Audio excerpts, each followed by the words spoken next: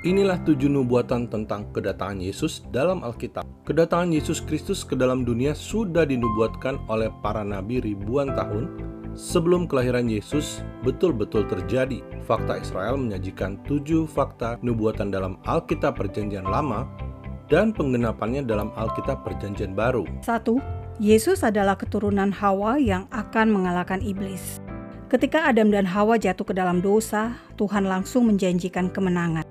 Dalam Kejadian 3 ayat 15, Elohim berkata, "Aku akan mengadakan permusuhan antara engkau dan perempuan ini, antara keturunanmu dan keturunannya.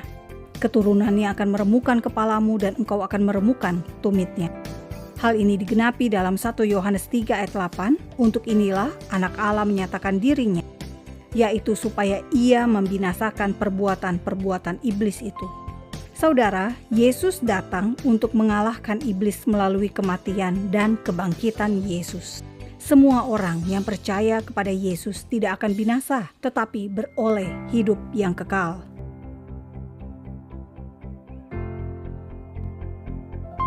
Dua, Yesus adalah keturunan dari suku Yehuda. Untuk datang ke dunia sebagai manusia, Tuhan membutuhkan sebuah keluarga. Keluarga dari sebuah suku dari sebuah bangsa. Untuk itulah Tuhan memilih bangsa Israel sebagai jalur kedatangan Yesus, Tuhan dan Juru Selamat, sekaligus Raja orang Yahudi. Yesus lahir dari suku Yehuda. Hal ini menggenapi nubuatan yang disampaikan dalam Kejadian 49 ayat 10. Tongkat kerajaan tidak akan beranjak dari Yehuda, ataupun lambang pemerintahan dari antara kakinya, sampai dia datang yang berhak atasnya, maka kepadanya akan takluk bangsa-bangsa. Matius 2 ayat 2 menulis tentang orang Majus yang menulis Yesus sebagai Raja orang Yahudi. Dalam Yohanes 7 ayat 42 tertulis, Mesias berasal dari keturunan Daud dan dari kampung Betlehem, tempat Daud dahulu tinggal. 3. Yesus lahir dari perempuan perawan dan disebut Immanuel. Salah satu nubuatan paling penting tentang Yesus adalah dari Yesaya 7 ayat 14. "Sebab itu Tuhan sendirilah yang akan memberikan kepadamu suatu pertanda. Sesungguhnya seorang perempuan muda mengandung dan akan melahirkan seorang anak laki-laki, dan ia akan menamakan dia Immanuel." Dalam Alkitab terjemahan King James ditulis a virgin, yang berarti perawan. Maria, ibu biologis Yesus, memang belum menikah saat mengandung Yesus dalam rahimnya.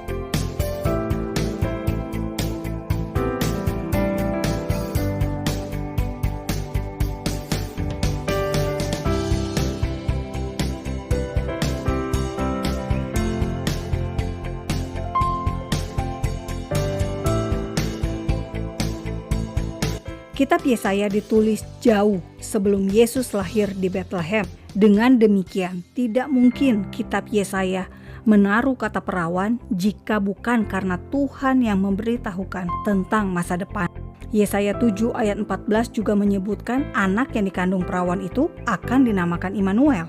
Matius 1 ayat 20-23 menjelaskan Yusuf, tunangan Maria, diberikan mimpi oleh Tuhan sebagai cara mengonfirmasi kehamilan Maria adalah karena Tuhan sendiri.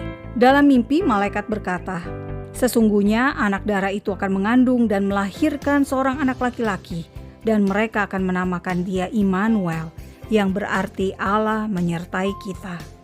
4. Yesus lahir di Betlehem. "Tetapi engkau, hai Betlehem Efrata, hai yang terkecil di antara kaum-kaum Yehuda, daripadamu akan bangkit bagiku seorang yang akan memerintah Israel, yang permulaannya sudah sejak purbakala, sejak dahulu kala." Dalam Mika 5 ayat 2 kita akan menemukan lokasi kelahiran Yesus, sekaligus pernyataan bahwa Yesus akan memerintah Israel. Kelahiran Yesus sudah digenapi, tetapi Yesus sebagai Raja Israel baru akan digenapi pada saat kerajaan 1000 tahun kelak. Matius 2 ayat 1, sesudah Yesus dilahirkan di Betlehem di tanah Yudea pada zaman Raja Herodes, datanglah orang-orang Majus dari timur ke Yerusalem. 5. Yesus akan disebut Yesus dari Nazaret. Nubuatan spesifik lainnya adalah dari Yesaya 11 ayat 1. Suatu tunas akan keluar dari tunggul Isai, dan taruk yang akan tumbuh dari pangkalnya akan berbuah. Nabi Sakaria menubuatkan hal yang sama dalam Sakaria 3 ayat 8. Sebab sesungguhnya aku akan mendatangkan hambaku, yakni sang tunas. Saudara, tunas dalam bahasa Ibrani disebut netzer, akar kata dari Nazaret. Hal ini digenapi dengan pengakuan Yesus Kristus sendiri saat menyatakan dirinya kepada Paulus dalam perjalanan ke Damsyik. Kisah Para Rasul 22 ayat 8. Jawabku, siapakah engkau Tuhan? Katanya, akulah Yesus, orang Nazaret yang kau aniaya itu. Matius menulis, dan orang banyak itu menyahut, inilah Nabi Yesus dari Nazaret di Galilea. 6. Yesus datang untuk menyampaikan kabar baik. Kedatangan Yesus Kristus ke dunia adalah rahmat Tuhan seperti yang dinubuatkan Nabi Yesaya dalam Yesaya 61 ayat 1-2. Roh Tuhan Allah ada padaku, oleh karena Tuhan telah mengurapi aku.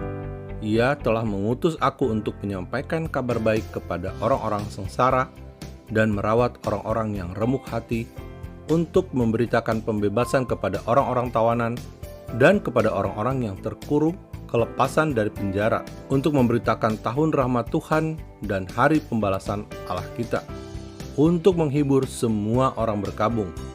Firman Tuhan melalui Nabi Yesaya itulah yang dibacakan Yesus pertama kali, dan Yesus sendiri menyatakan nubuatan Yesaya tersebut sudah digenapi. Lukas 4 ayat 20-21. Kemudian ia menutup kitab itu, memberikannya kepada pejabat, lalu duduk, dan mata semua orang dalam rumah ibadat itu tertuju kepadanya. Lalu ia memulai mengajar mereka, katanya, pada hari ini genaplah nats ini sewaktu kamu mendengarnya. 7. Sebelum Yesus datang akan ada pendahulu. Nabi Yesaya bernubuat dalam Yesaya 40 ayat 3-5. Ada suara yang berseru-seru, persiapkanlah di padang gurun jalan untuk Tuhan, luruskanlah di padang belantara jalan raya bagi Allah kita. Saudara, nubuatan itu digenapi dengan kedatangan Yohanes Pembaptis. Yohanes 1 ayat 23 tertulis, jawabnya, akulah suara orang yang berseru-seru di padang gurun.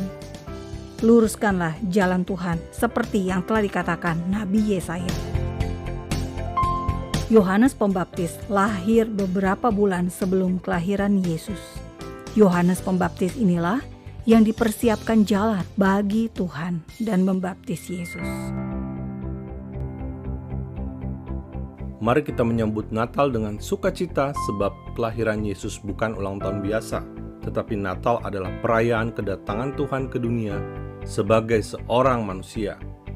Ikuti informasi menarik yang berkaitan dengan Natal bersama kami, Fakta Israel. Terima kasih sudah membagikan video ini.